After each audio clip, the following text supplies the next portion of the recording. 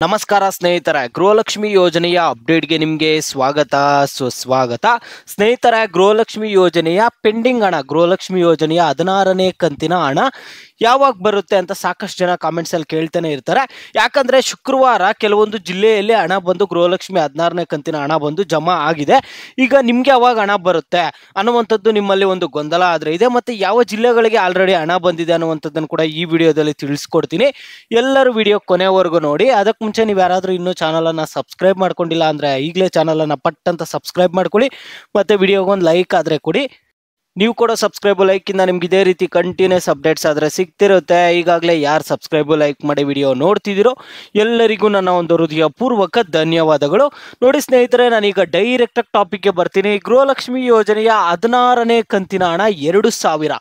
ಗೃಹಲಕ್ಷ್ಮಿ ಯೋಜನೆಯ 16ನೇ ಕಂತಿನ ಹಣ 2,000 ಯಾವಾಗ ಬರುತ್ತೆ ಅಂತ ಸಾಕಷ್ಟು ಜನ ಪ್ರಶ್ನೆ ಮಾಡ್ತಾನೆ ಇದ್ದಾರೆ. 16ನೇ ಕಂತಿನ ಹಣ ನಮಗೆ ಬಂದಿಲ್ಲ, ಕೆಲವು ಜಿಲ್ಲೆಯಲ್ಲಿ ಬಂದಿದೆ, ನಮ್ದೇನಾದರೂ ಸಮಸ್ಯೆ ಆಗಿದೆಯಾ ಅಂತ ನೀವು ಕೇಳ್ತಾನೆ ಇದ್ದೀರಾ ಸ್ನೇಹಿತರೆ. ಗೃಹಲಕ್ಷ್ಮಿ ಯೋಜನೆಯ 16ನೇ ಕಂತಿನ ಹಣ ಏನಾಗಿದೆ ಅನ್ನುವಂಥದ್ದನ್ನು ಮೊದಲು ಹೇಳ್ತೀನಿ ನೋಡಿ ಸ್ನೇಹಿತರೆ. ಬೆಂಗಳೂರು ಗ್ರಾಮಾಂತರ ಮತ್ತು ಬೆಂಗಳೂರು ನಗರ ಈ ಒಂದು ಎರಡು ಜಿಲ್ಲೆಯಲ್ಲಿ ಗೃಹಲಕ್ಷ್ಮಿ ಯೋಜನೆಯ 16ನೇ ಕಂತಿನ ಹಣ 2,000 ಆದರೆ ಹಣ ಜಮಾ ಮಾಡಿದ್ರಷ್ಟೇ.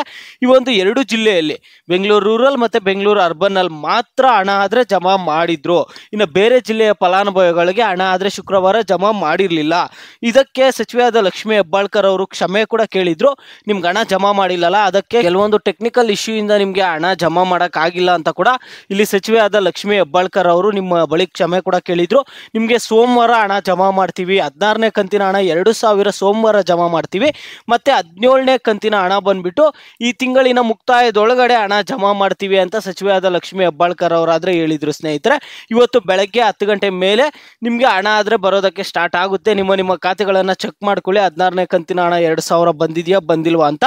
ಮತ್ತು ನೀವು ಪ್ರತಿಯೊಬ್ಬರು ವಿಡಿಯೋಗೆ ಲೈಕ್ ಮಾಡ್ಬಿಟ್ಟು ಕಾಮೆಂಟ್ ಮುಖಾಂತರ ತಿಳಿಸಿ ನಿಮಗೆ 16ನೇ ಕಂತಿನ ಹಣ 2,000 ಬಂದಿದೆಯಾ ಬಂದಿಲ್ಲ ಅಂತ. ನಿಮ್ಮ ಒಂದು ಜಿಲ್ಲೆ ಹೆಸರನ್ನು ಹಾಕ್ಬಿಟ್ಟು ನಿಮಗೆ ಹಣ ಬಂದಿದೆಯಾ ಬಂದಿಲ್ಲ ಅನ್ನುವಂಥದ್ದನ್ನು ಪ್ರತಿಯೊಬ್ಬರು ವಿಡಿಯೋಗೆ ಲೈಕ್ ಮಾಡ್ಬಿಟ್ಟು ಕಾಮೆಂಟ್ ಮುಖಾಂತರ ತಿಳಿಸೋದ್ರಿಂದ ಎಲ್ಲರಿಗೂ ಗೊತ್ತಾಗುತ್ತೆ ಯಾವ ಜಿಲ್ಲೆಯ ಫಲಾನುಭವಿಗಳಿಗೆ ಹಣ ಬರ್ತಿದೆ, ಯಾವ ಜಿಲ್ಲೆಯ ಫಲಾನುಭವಿಗಳಿಗೆ ಹಣ ಬರ್ತಿಲ್ಲ ಅನ್ನುವಂತಹ ಮಾಹಿತಿ ಆದರೆ ಗೊತ್ತಾಗುತ್ತೆ ಸ್ನೇಹಿತರೆ. ಅನ್ನದಾತ ರೈತರಿಗೆ ಗುಡ್ ನ್ಯೂಸ್ ಆದರೆ ಕೊಡ್ತಿರುವಂಥದ್ದು, ಇಂದು ಖಾತೆಗೆ 2,000 ಹಣ ಬಂದು ಜಮೆ ಆದರೆ ಆಗಲಿದೆ ಸ್ನೇಹಿತರೆ. ಇದು PM ಕಿಸಾನ್ ಯೋಜನೆಯ ಹಣ ಆದರೆ ಜಮೆ ಆಗಲಿದೆ.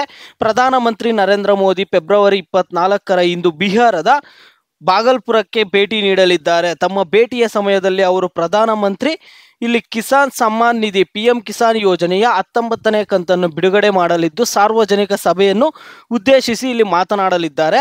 ಕೃಷಿ ಕಾರ್ಯಕ್ರಮಗಳಲ್ಲಿ ಭಾಗವಹಿಸಲಿದ್ದಾರೆ. ಪ್ರಧಾನಮಂತ್ರಿ ಕಿಸಾನ್ ಸಮ್ಮಾನ್ ನಿಧಿ PM ಕಿಸಾನ್ ಯೋಜನೆಯಡಿ ಅರ್ಹ ರೈತರು ವರ್ಷಕ್ಕೆ 6,000 ರೂಗಳ ಆರ್ಥಿಕ ಸಹಾಯವನ್ನು ತಲಾ 2,000 ರೂಗಳ 3 ಸಮಾನ ಕಂತುಗಳಲ್ಲಿ ಪಡೆಯುತ್ತಾರೆ. ಪ್ರಧಾನಮಂತ್ರಿ ಕಿಸಾನ್ ಸಮ್ಮಾನ್ ನಿಧಿ PM ಕಿಸಾನ್ ಯೋಜನೆಗೆ ಅರ್ಹತೆ ಬಂದ್ಬಿಟ್ಟು ಭಾರತೀಯ ನಾಗರಿಕ, ಸಣ್ಣ ಅಥವಾ ಅತಿ ಸಣ್ಣ ರೈತರಾಗಿರಬೇಕು, ಸಾಗುವಳಿ ಭೂಮಿಯ ಮಾಲೀಕರಾಗಿರಬೇಕು, ತಿಂಗಳಿಗೆ ಕನಿಷ್ಠ 10,000 ರೂಪಾಯಿಗಳ ಪಿಂಚಣಿ ಪಡೆಯುವ ನಿವೃತ್ತರಾಗಿರಬಾರದು, ಆದಾಯ ತೆರಿಗೆಗೆ ಅರ್ಜಿ ಸಲ್ಲಿಸಿರಬಾರದು, ಸಾಂಸ್ಥಿಕ ಭೂ ಮಾಲೀಕರಾಗಿರಬಾರದು ಸ್ನೇಹಿತರೆ.